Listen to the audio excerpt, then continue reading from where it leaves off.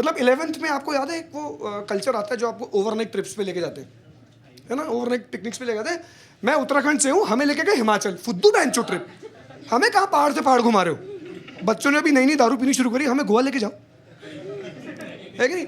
मतलब सोचो मॉनेस्ट्री घुमा रहे, 40 बच्चों की क्लास, पिन ड्रॉप साइलेंस, एक मोटा सा बूढ़ा सा आदमी चट्टान पे मेडिटेट कर रहा है।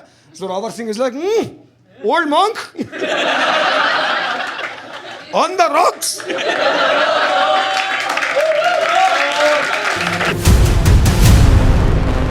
मेरे बेस्ट फ्रेंड का नाम है जोरावर सिंह, ठीक है। मतलब जैसी इमेज बन रही है ना ये नाम सुन के, एग्जैक्टली वैसे आदमी, लंबा चौड़ा हट्टा कट्टा गोरा।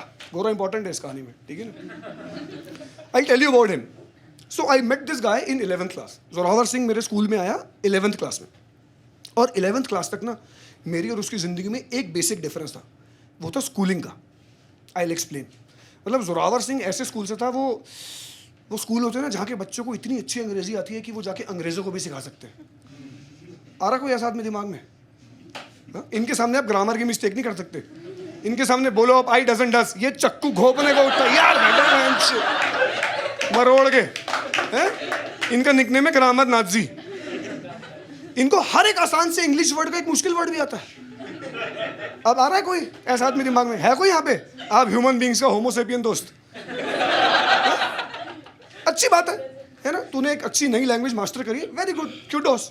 लेकिन इनमें से कुछ हरामजादे, एक आदमी हंस रहा है, मुझे पता है वो कौन है। इनमें से कुछ हरामजादे वो मुश्किल वर्ड इसलिए यूज करते हैं ताकि आप चूतिए लगो। और मेरा एक सवाल है, लैंग्वेज के इन्वेंशन का एक ही मकसद था, आदमी अपनी बात दूसरे को समझा पाए।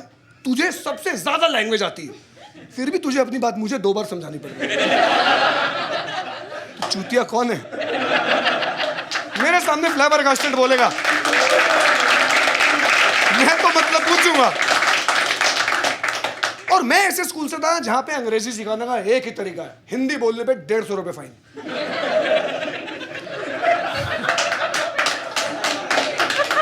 क्योंकि टीचर भी सिखा तो पा नहीं रहा है ना, और बंदा भी अंग्रेजी नहीं सीख रहा, बंदा साइन लैंग्वेज सीख रहा है। क्योंकि मैं मे गो टू टॉयलेट में 4 मिस्टेक है, तो हर कोई मैम में आई करता घूम रहा है, क्योंकि जाना भी तो जरूरी। और मेरा एक सवाल और है, हिंदुस्तान में हिंदी बोलने पे फाइन क्यों है? आप अच्छी अंग्रेजी बोलने पे 100 रुपए रिवॉर्ड भी रख सकते हो, कहीं और ऐसा नहीं। युगांडा में युगांडियन बोलने पे फाइन नहीं है। युगांडा की ऑफिशियल लैंग्वेज है स्वाहिली, ठीक है। मुझे युगांडियन बोलने में इतना मजा आता है ना। And have you guys noticed Uganda as a name of the country एक अल्फाबेट से कितना बचा है?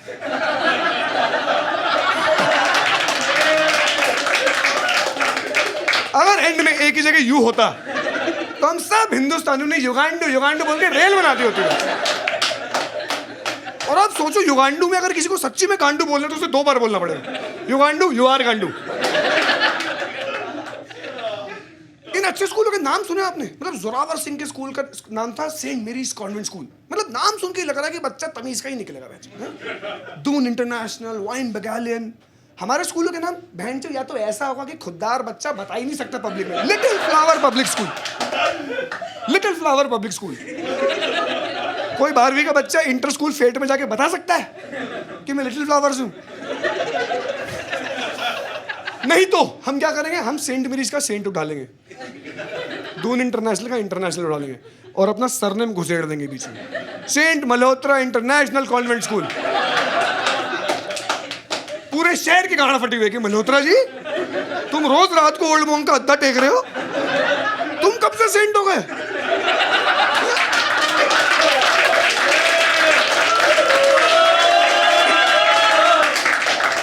उस स्कूल के आगे मल्होत्रा जी का स्टैचू है, लेग्स क्रॉस्ड, हैंड्स स्ट्रेच्ड। मैंने कहा मल्होत्रा जी ये कुछ ज्यादा नहीं हो गया? कह रहे हर क्रिश्चियन स्कूल के सामने उसके ओनर का स्टैचू होता है, उसे ये नहीं पता जीसस कौन है। ओनर स्टैचू है, ये पहला जीसस है जो गंजा भी और मोटा भी। इन अच्छे स्कूलों के बच्चों के एक्सेंट सुने आपसे? इनसे आर नहीं बोला जाता, इन भैंचोदों के र फिसलते हैं। Bro, relax. और मुझे 2 ही शब्द सुन के गुस्सा आता है, पहला ब्रो, दूसरा रिलैक्स। मतलब मुझे 3 दिन तक तो जोरावर सिंह का नाम नहीं समझ में आया। हाय आई एम जोआवा। मैं कहा भूतनी का गुआवा, ये चिकने लौंडों के ना चीकू तो है हमारे स्कूल में, तू अमरूद है। Hard from outside, hard from inside and mostly tasteless. 3 दिन जब टीचर ने अटेंडेंस लेते हुए बोला जोरावर सिंह, तब मुझे समझ में आया। मैंने बोला ऐसे, मैं भूतनी के 9 आए तेरे नाम में जोरावर, तेरे सारे पे चल रहे हैं जोआवा। और हमारे स्कूल में वही बंदा कूल था जैसे इंग्लिश का सिर्फ एक वर्ड आता था, फक। हमने उसमें भी 2 आधा का एक्स्ट्रा घुसेड़े हुए, फक। बोल यूज नहीं करना आता किसी को। भाई पेपर कैसा हुआ? भाई मेरी फक ठुक गई।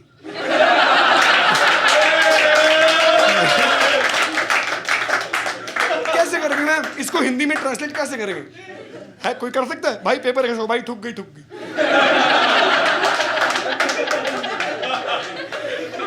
आपको याद है हम अपने स्कूल में घर के कपड़े, नए कपड़े पहन के जाते थे बर्थडेज पे? हाँ, मैं बर्थडे पे अपने नए कपड़े पहन के गया हूँ, मेरी छाती पे लिखा हुआ है FCUK। ब्रांड है, बहुत महंगा ब्रांड है भाई, 800 रुपए का कच्चा आता था। मैं 2500 की टी शर्ट पहन के गया हूँ। मैडम को पता ही नहीं है, वो लगी हुई है, क्या बदतमीजी है ये, क्या स्टील का बना रखी है, ये क्या लिखा है तुम्हारी टी शर्ट पे? और जोरावर सिंह मैम से लड़ रहा है कि मैम ये वो नहीं है जो आप समझ रहे हो, ये ब्रांड है FCUK, French connection United kingdom. और मैं जोरावर सिंह से लड़ रहा हूँ कि क्या बात कर रहा है, भूतनी के ये ब्रांड है, ये फर्क नहीं लिखा हुआ। 2500 रुपए बर्बाद। वो भी कह रहा है मैम तू इंग्लिश की टीचर है, तू इंग्लिश का स्टूडेंट है, बहन तो 4 लेटर की स्पेलिंग तो पढ़ सकते हो। तो मैंने कहा हाँ लिखो तो फकूक है।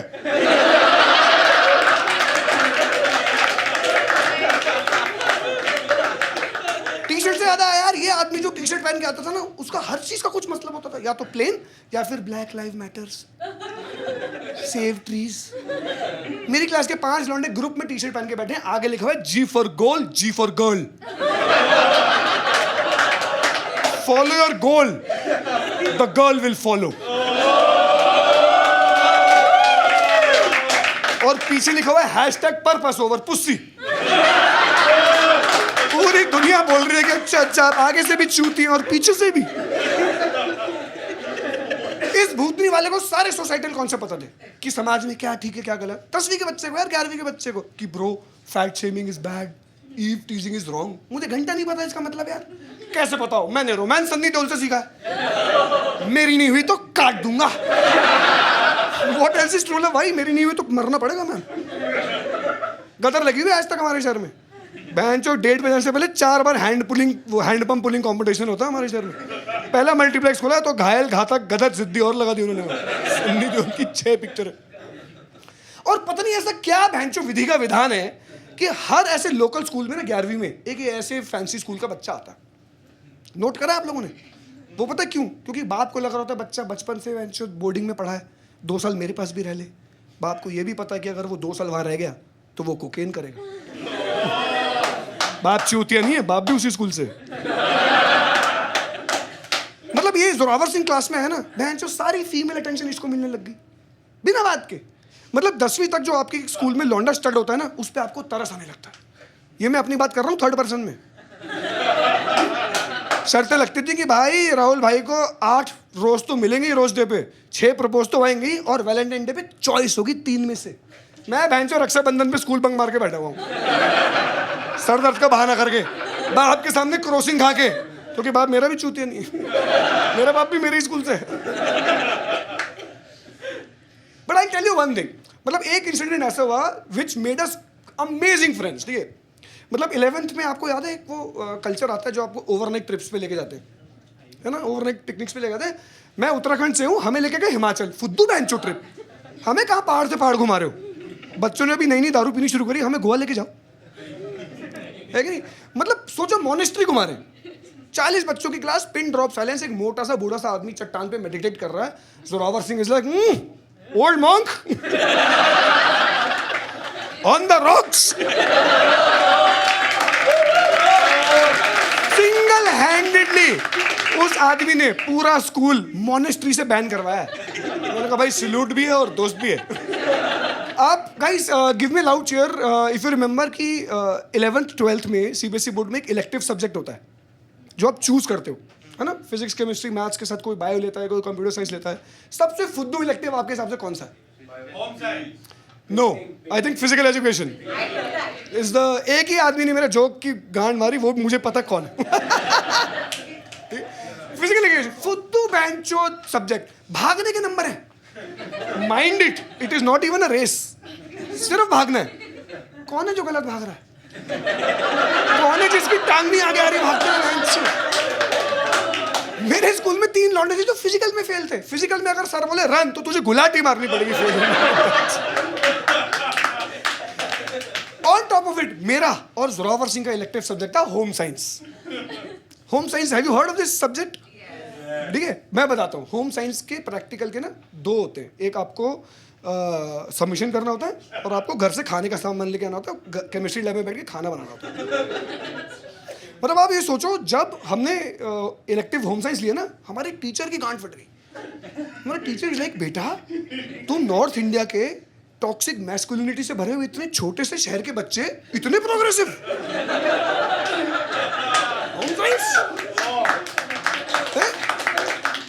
सोसाइटी अगर मेट्रियार्कल होती ना तो बिना घूंघट उठाए तुम्हारी शादी हो गई होती. और मैंने कहा बिल्कुल सही है सर, ट्रू लव भी यही होता है और शादी भी ऐसी होती है. कौन उठाता है घूंघट? कौन उठाता है घूंघट? क्योंकि मुझे मेट्रियार्की का मतलब तो पता नहीं था उस दिन. तो मैं जब घर गया तो मेरी माँ ने बताया कि बेटा मेट्रियार्की का मतलब स्त्री प्रधान समाज. घूंघट ओढ़ के बहन तुम बैठे हो. तो हम अगले दिन टीचर से लड़ रहे हैं कि अच्छा बहन जो सरदारों पंजाबियों के बच्चे बहन जो घूंघट ओढ़ के बैठेंगे. हमें घंटा नहीं पता. और उसके बाद हमारी सबमिशन की बारी आई. ठीक है, सबमिशन में 30 लड़कियां 2 लड़के. आप सोचो, किसी ने चिकन का काम करके कुर्ता सबमिट करा हुआ है, किसी ने सलवार कमीज सिल के सबमिट करी हुई है, किसी ने 3 पीस सूट ही सबमिट कर दिया. जब हमारे सबमिशन की बारी आई ना, हमारा सबमिशन ऐसे उठाया हमारे इन्विजिलेटर ने और हमसे पूछा क्या है ये? फिर उसने पूरे बच्चों को बुलाया कि देखो बताओ क्या है ये. फिर उसने पूरी फैकल्टी को बुलाया और फिर उसने एक स्पीच दी. उसने बोला बेटा मानवता का इतिहास ना 15,000 साल पुराना है. बंदर से आदमी बन गए हम. दुनिया इतनी छोटी हो गई कि 16 घंटे में तो किसी भी कोने में पहुंच सकता है. आने वाले 15,000 साल में जब दुनिया और छोटी हो जाएगी, जब फेमिनिज्म का मतलब लड़के लड़कियों दोनों को समझ में आ जाएगा. कह रहा वो तो बहुत मुश्किल है. चलो टेलीपोर्टेशन तो आ ही जाएगा. तू आंख बंद करेगा अमेरिका में उठेगा. इन 30,000 साल की कलेक्टिव हिस्ट्री में ये भेड़चोद ऊन का कच्छा ना किसी ने पहना है ना कोई पहनेगा. हमने अपनी दादी माँ की सिलाइयां लेके टिप टॉप ऊन का बॉक्सर ब्रीफ सबमिट करा. उसमें इलास्टिक का पट्टा भी है जिसमें गोल्डन गोटे से जरी हो रखा है, saint Malhotra international convent school.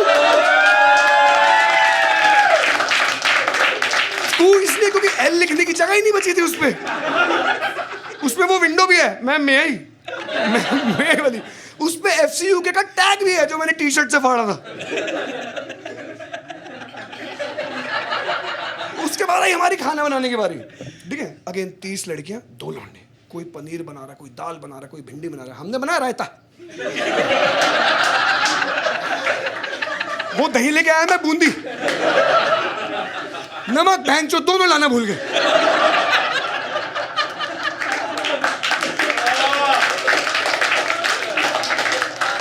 Teacher भी बोल रहा है कि बेटा ये जो सारा साल तुमने फैलाया है या ये जो अभी तुमने बनाया है, तुम्हें नंबर किस पे दे.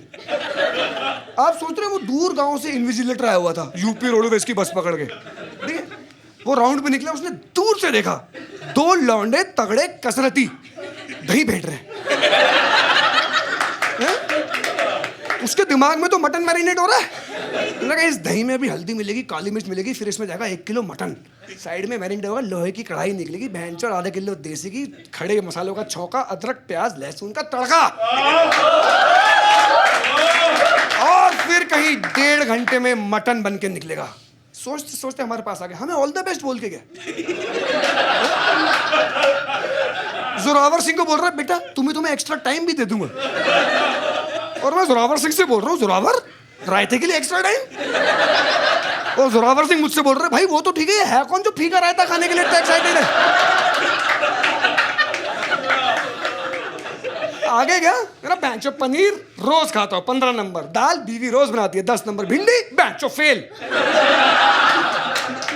5 मिनट बाद आदमी वापस आया, हम अपना डोंगा लेके खड़े। अरे क्या है ये सर यही है। क्या है ये? तो मिसेस जुआवा बोलते सर इट्स रायता। मैंने कहा मेरी गाड़ फटी हुई है, 2.5 नंबर मिलने वाले हमें, तेरे रायते के रब फिसल रहे हैं यहाँ पे। Thank you guys, you guys have been absolutely lovely. We would conclude the show now. Thank you so much for coming and making our day.